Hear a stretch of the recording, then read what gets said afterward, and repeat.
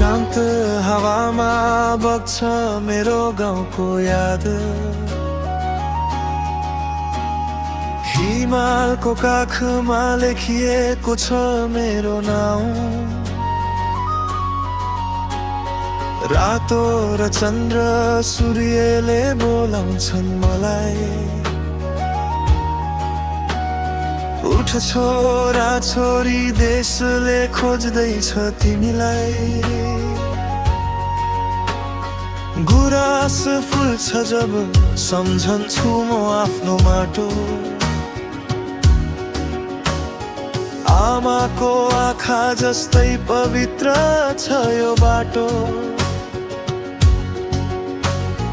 रगतको रेखामा कोरिएको इतिहास। शहीदका सपनाले बाँचेको विश्वास। हाम्रो स्वर दबियो धेरैचोटि अँध्यारोमा, तर आशा कहिले मरेन यो देशको तारोमा।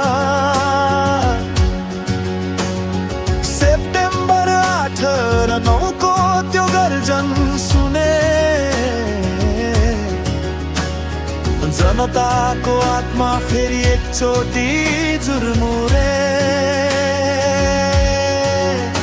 जब अन्यायले सीमा नाप्छ, जब मौनता भारी हुन्छ, त्यो बेला जन्मिन्छ स्वर जनताको आवाज गुन्जिन्छ। मेरो देश मेरो स्वर मेरो मुटुको धड्कन हो। म तिम्रो सन्तान, मेरो शपथ तिम्रो रक्षा हो। रगत बग्यो तर झुकेन शिर, हामी अझै उभिएका छौँ। देशको माया र सत्यको बाटो सधैँ अगाडि बढेका छौँ।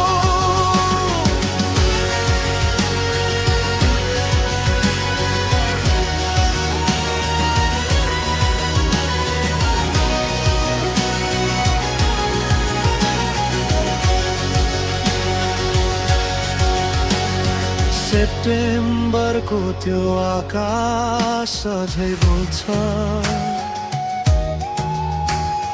जनताको भिडमा सत्यले बाटो खोज्छ। गेङ्गिसको त्यो विरोध आँधी जस्तै उठ्यो।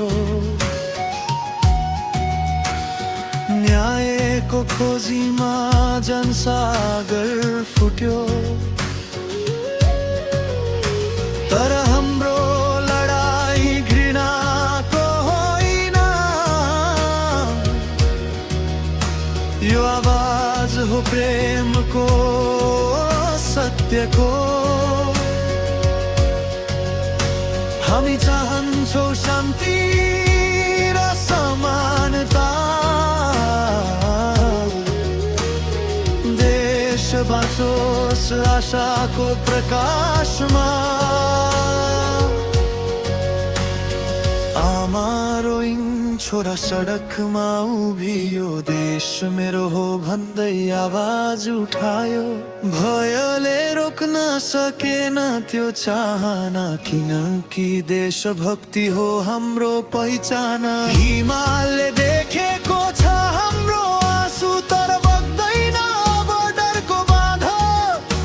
यो माटोले जन्मायो वीर सन्तान, नझुक्ने नथाक्ने सधैँ अगाडि बढ्ने। मेरो देश मेरो स्वर मेरो आत्माको उज्यालो हो।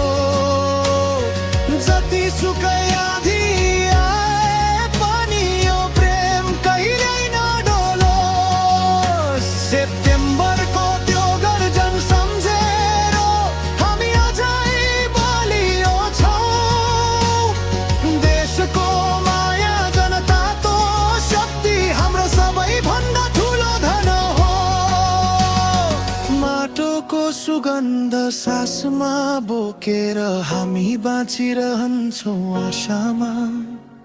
देशभक्ति हाम्रो पूजा हो र देश नै हाम्रो भगवान।